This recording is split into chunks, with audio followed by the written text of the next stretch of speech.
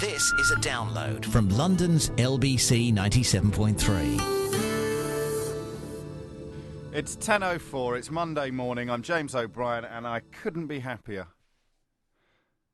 than I am to be here with you. I hope the feeling's mutual. I hope I can count on your company for the next 2 hours. I hope you can shed some light, because I've got to tell you, I don't know whether it's my age or my sort of leanings, my political leanings. I cannot understand how anybody could want to hurt somebody else because of who they fancy and the gender of the people that they want to take to bed. It is astonishing, isn't it, in 2005 that a young man can die, apparently, because of his sexuality, and that two other young men can apparently, allegedly, have beaten him to death because he fancies other fellas. Now, this is out there. This is present on the streets of London today, and yet, like many prejudices, like many bigotries, like many secret hatreds, it's not one that we will encounter unless it impacts directly on our life. I promise not to beat you up, but why do you care what other people do in bed?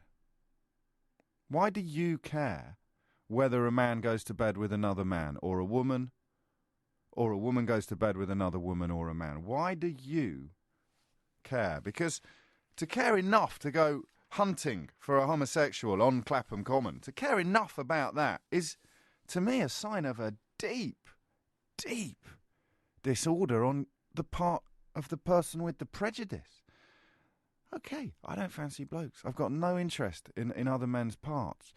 But I have an equal absence of interest in what men who do fancy each other get up to. It's none of my business. My attitude towards bedroom matters, if I'm not there, I just don't care. Why do you? And if you can't answer that question, answer me this. Why do you think other people care?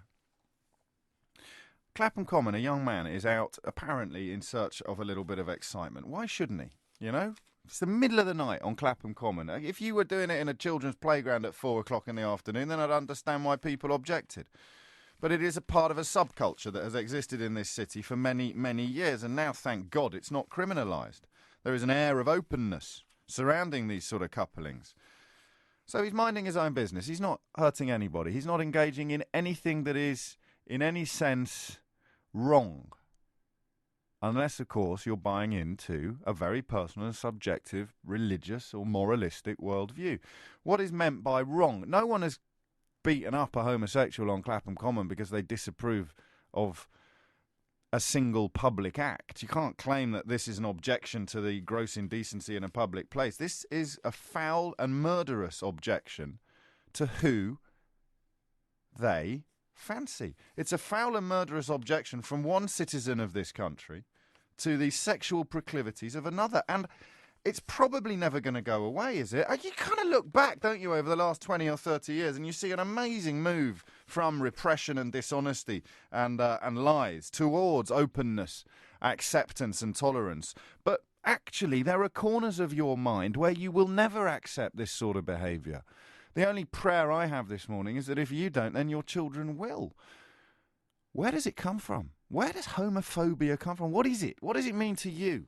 Are you one of those people who says, I don't mind what they get up to as long as they don't do it in front of me? Or are you one of those people who says, I think it's wrong, but I don't have anything against gays as long as they don't actually do anything? That's a very popular position among the evangelical Christian movement and a couple of other religions. Maybe you belong to one of those churches that thinks it's evil, that thinks it's wrong. Or could it possibly be, and I base this on very little scientific research, I'll level with you here, okay?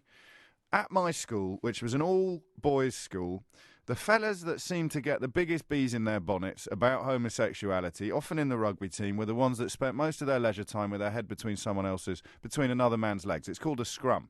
They were also the ones who demonstrated, shall we say, an excessive enthusiasm for some of the prettier young boys. Is that a really simplistic conclusion to draw, that homophobics are actually terrified of their own sexuality? The bigger the bigot, the more likely it is he deep down knows he's fascinated by other men's bits. He's so terrified to admit it to himself, he'll go out and beat them up. These two men on Clapham Common, marching around the place, looking for a gay to bash, What are they really beating up? What are they really attacking? What are they really scared of? Themselves, their own sexuality? Are you someone who hates homosexuals? Do you hate what they do? But you've never stopped to think about why you hate it. Let's try and work it out this morning. 0870 90 90973 is the number to call. You can email me, james@lbc.co.uk, or you can text me on 0771 776 0973. The numbers stay the same. The questions, they change every day, don't they? But with this caveat, if you like, with this idea that actually they don't change at all. We find ourselves coming back again and again and again to questions like, how can you hate someone because of what they do in bed? How can it possibly have anything to do with you? And I need to know from you, if you are gay, where does homophobia manifest itself in London? Nick's already asked this question this morning. You may have heard him. I think it's important enough to ask again. Where does it manifest itself? So as you go about your daily business, where do you feel that your sexuality is in some way being commented upon, criticised, judged? There was a remarkable case in the news last week about a fella who's seeking massive compensation, massive employment compensation, because he was basically pilloried about being gay. They looked him up on the internet, found out that he'd been on a gay website, and every single day he'd come into work and it'd be, oh, how's your wife? Just waiting for him to admit that he was gay. And then when he did, all the usual gags and sniggers and little things left on his desk. Some people can take it. Some people, it's water off a duck's back. Some people, if they're teased about almost anything, it doesn't register. You know the phrase as well as I do. Sticks and stones may break my bones, but words will never hurt me. Other people are very, very different, and they'd rather get a punch in the chops than be subjected to day after day after day of verbal and mental abuse. Sticks and stones may break my bones, but words can really hurt me. That's kind of what I found for myself at school.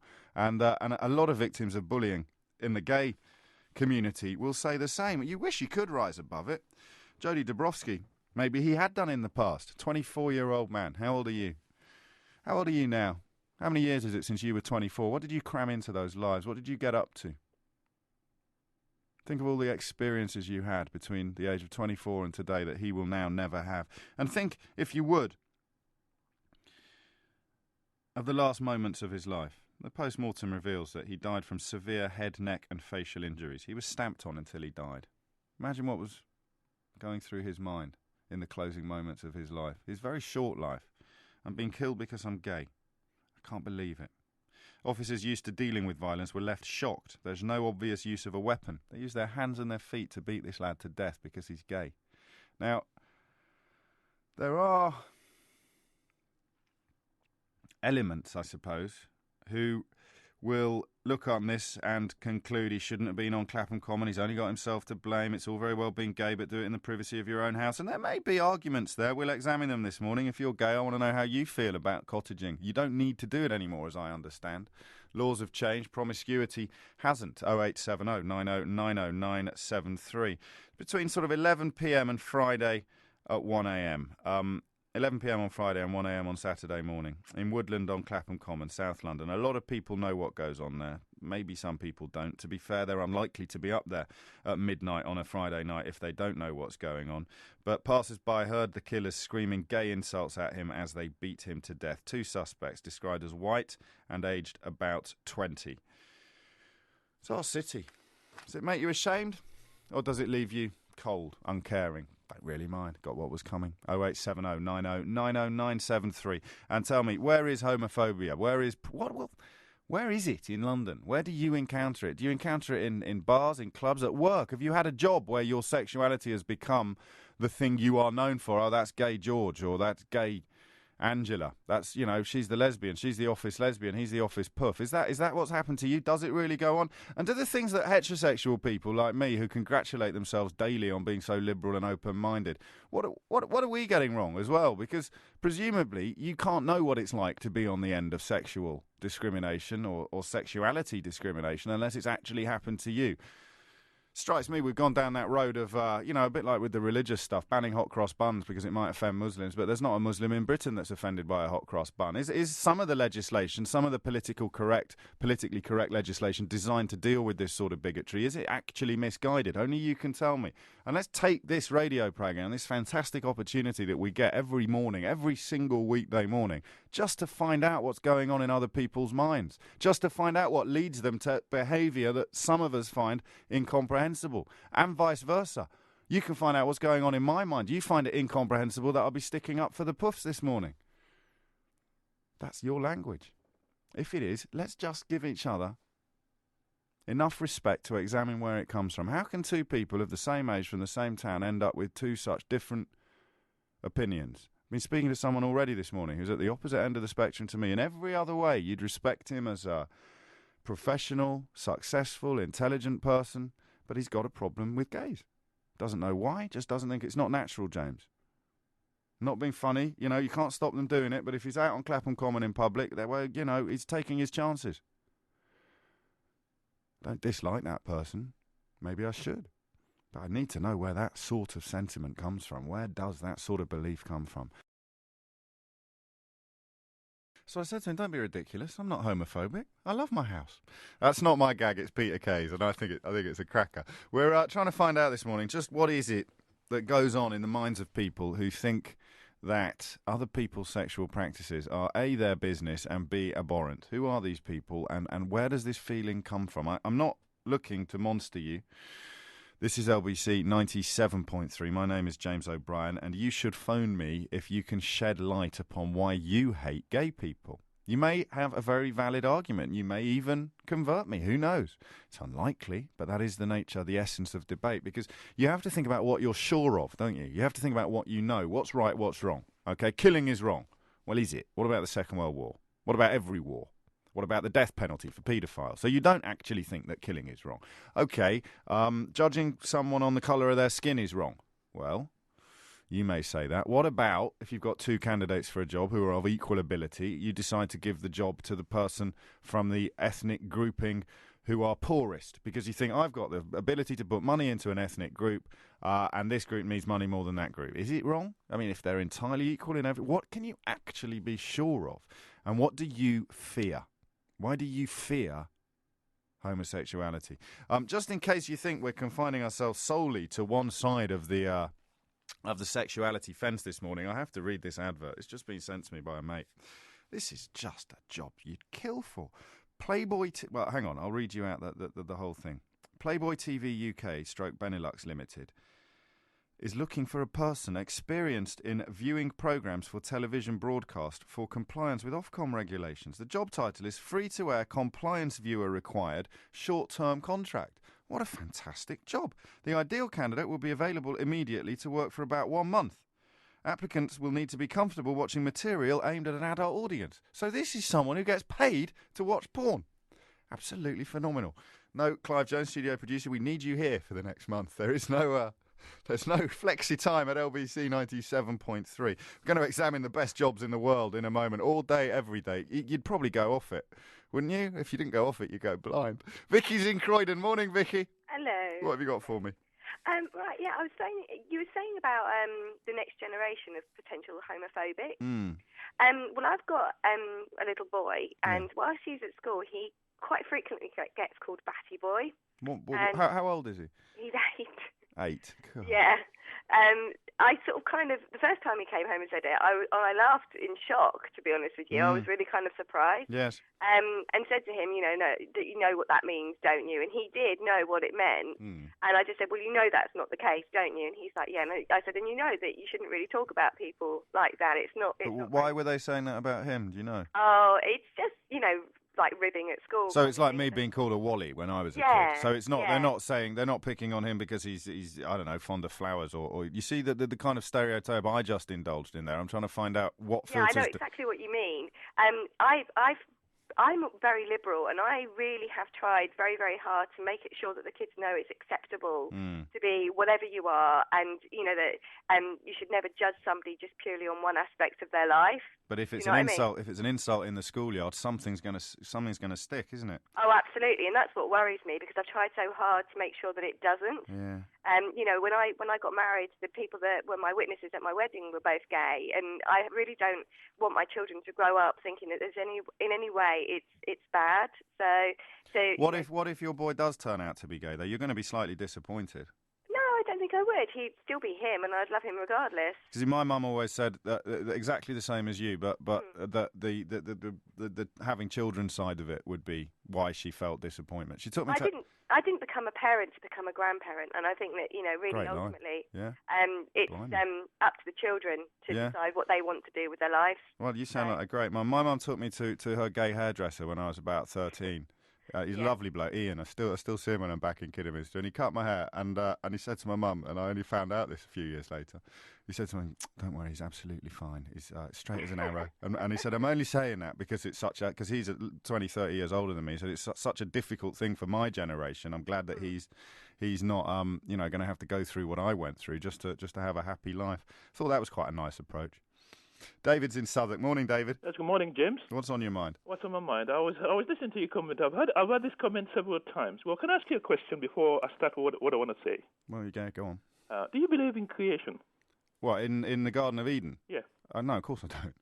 You don't? Well, no, mate. It's scientifically disproven. Okay, scientifically disproven. Okay, let me put it in another way. Just to clarify, when you use the word creation, you mean God made Adam, yes, and then he took one of Adam's ribs and made Eve, and that's where we all come from. And you mean that quite literally? Yes, I do. Okay, no, I don't believe in creation, Okay, can I put it in another way? Within the black community, because I'm a black man, I'm an African, us who come from Africa don't believe in gays. It is an appalling thing. Say that again. People from Africa don't believe in gays? In it, no. What, you don't believe they exist? Whether you exist or not, but it's not something you're supposed to, how can I say, emphasize that it is right. Well, it's none of your business, is it, David? I'm an African. I was brought up to believe in the Christian faith. It's part of my business. I was brought up to believe in the Christian faith, but I was also brought up to believe in the power of my own mind, which tells me that what you say. Well, actually, I'll tell you what my mind's telling me right now. It's telling me you must be slightly unhinged if you think that every single African doesn't believe in gays. Well, unfortunately, you see, Africans that live here believe in it. Go to Africa.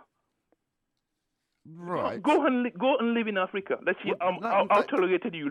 David, even if homophobia, ignorance, and bigotry has infected, it's not bigotry. It's just common sense. It's quite a big place. It'd be hard for me to check with everybody. Okay, well, that's what I say. If you go to Africa, if I go to Africa, I'll understand how people will take you. Yes, but we were like this in this country 40 years ago, David. It's called progress. No, well, we're still progressing. Why do you? Can you answer me a question? I've answered yours. Yes. Why do you care? Why do I care? What two men do in bed?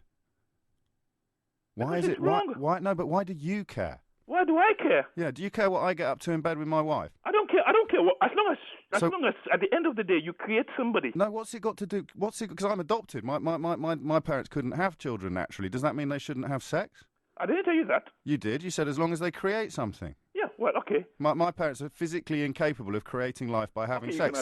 So is everybody in this country who's postmenopausal. Are you saying they should stop having sex? No, David? I did not say that. But you can adopt. There are other ways about. But gay people can adopt. There's the thing about gay people can adopt. Well, you can be gay, but you don't have to. What I'm trying to say, you don't have to face it onto somebody else's beliefs. No, but they don't. They just. I mean, generally, gay people kind of have sex with other gay people. Parents, you have gay thing. Everything in schools are gay. Gay kids, gay this. Come on, go to Africa and see how people live out there. It is not tolerated. Well, I think a lot of things that aren't tolerated historically should have been. Well, I mean, you remember that at some point in British history, William Wilberforce turned around and said, "We're not going to tolerate slavery anymore." Slavery is appalling. Yeah, well, so is homophobia. Homophobia is not. Well, it's consigning someone to second-class citizenry because of something they have no control over. It is a filthy habit. It's a filthy habit, but why do you care, David? Well, why are you so interested in it? I care about the world. No, why are you so interested, David? Go on, be honest. Well, am I interested? Yeah, why do you get so excited about the idea of two men having sex? Oh, wait a minute. I was brought up. Well, I know you were brought up in Africa and no one believes in gays, but I can tell from your voice. A man and a woman to have sex, not two men. Yes, I know, but no one's asking to have sex with you. I want to know why you're so interested in what two complete strangers get up to in bed. Well, because it's totally wrong. Why is your voice going so high-pitched? You sound quite excited. I'm not because obviously I'm not getting excited because I'm just trying to emphasize that it is totally wrong. But no one's asking you to do it. Why do you care what complete strangers do? Wait a minute. Is it right to be a Nazi? Is it right to be a Nazi? No, absolutely not. No. It's not right to be a homosexual. Okay, so they're the same, are they? They're just the same. Morally equivalent? Yes. Do you think you might be just a little bit gay? No, I'm not gay at all. I was just wondering. It's 10:44. You're listening to James O'Brien on LBC 97.3. Paul's in Romford. See, it is out there, Paul. Morning, James. Hello, mate. Yeah, listening to that last guy, it confirms my belief even more. Go on. Do you not think that a lot of these brainless morons that use violence and get very excited like you like, don't you think they're worried perhaps about their own sexuality, and they feel the more they condemn the gay community, it throws suspicion off themselves? Well, I'm almost certain that there's truth in that. I don't know about this phrase throwing suspicion off themselves, because I think that even if they confronted the truth of their own sexual identity, they'd still be in absolute shock and horror. It's a social conditioning that makes it disgusting.